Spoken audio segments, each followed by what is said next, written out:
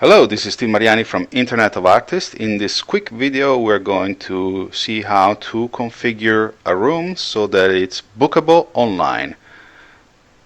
So let's log into AMI Studio. We'll see our default view. In my example, I already have 2 rooms set up and I have some reservations for today for Studio B already. If you don't have any rooms set up, just a calendar will show here with no reservations. We're going to configure a room right now so that you also can see your rooms in your day room view, and also we're going to test some reservations. So let's go to the configuration menu and to the studio rooms page. This is where you see all of the rooms that you have configured. I have 2, but we're going to create a new one so that you can follow my steps and know how to create a room for yourself. Let's click on the Add Room button, and here we're going to start putting into the name of your new room. Define the charge type. It's easier to define it just by cost per hour. The next level is cost per hour per musician, in case you want to charge per head. Make sure that you check by default the room available for public reservations. If you don't check it, it will be a room. It will be bookable only internally by you and your staff. If you have any time restrictions, this means if you want this room to be booked only from 1 to 3 or from 1:30 to 3:30, odd times or even times.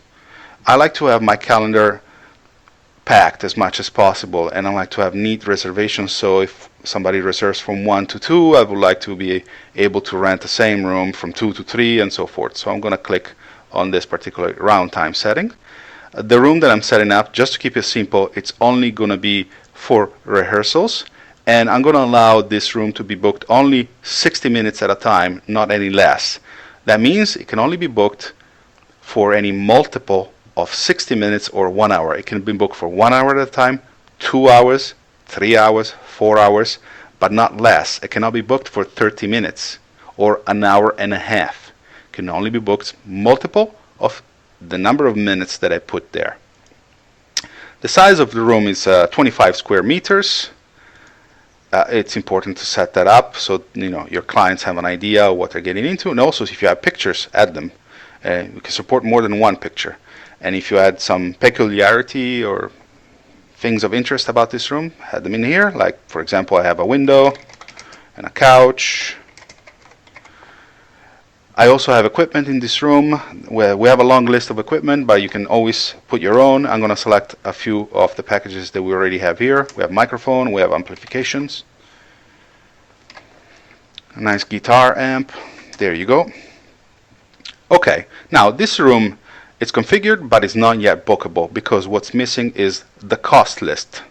I could save it, come back to it later, but in the rooms page, it will show that Studio X that I just defined is missing reservation cost. Therefore, is not bookable online yet, and it will not show on my calendar. So let's go and define the cost lists. The cost lists, all costs need to cover your business hours. Where are your business hours? If you remember from the previous video, we have defined the business hour in the studio configuration page. In my studio, I'm open 7 days a week from 10 a.m. to 10 p.m. So it's important that in your studio cost list, you also cover all of your business operation times from 10 a.m. to 10 p.m. in this case, right? So I'm going to define the cost list that goes from 10 a.m. to 10 p.m. 10 a.m. to 10 p.m.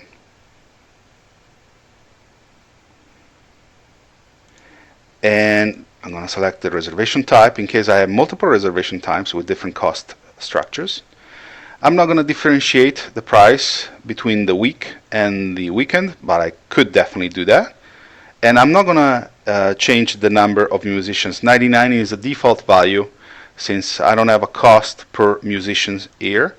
And I'm going to define the cost of this room at $12.50, and it's going to be at $12.50 per hour because that's the minimum reservation time. That's it. It's going to show me 2 different pricing because one is for the weekday and one is for the weekend and holiday, so I could always change this later. I'm not going to change this at the moment. I'm going to save it. So there's no more error message here. So that means the Studio X is actually already bookable online. So we can always see that in our calendar view. Here, this is my calendar view of my studio. I have Studio B, Studio 1, and Studio X that I have already configured. Now let's go and book a room in Studio X. I'm not going to do that for today because I have a minimum reservation time of 12 hours, I think. So I'm going to go a few days out so that I can book a nice chunk of time without receiving any error messages. There you go, Studio X, booked for rehearsal. I'm going to have 4 musicians, the date, the time. I'm not going to make it recurrent. Here it gives me a total price for that reservation chunk of 3 hours. I'm going to put in some basic information, and the program will require my email and my phone number, and that's it. I just made a booking. And back to your Amy Studio page, if you go to your calendar view for that particular day, you will already see that booking right here. That booking that still needs to be confirmed by you. Okay? And in the next video, we're going to see how to manage reservations and other topics. Thanks.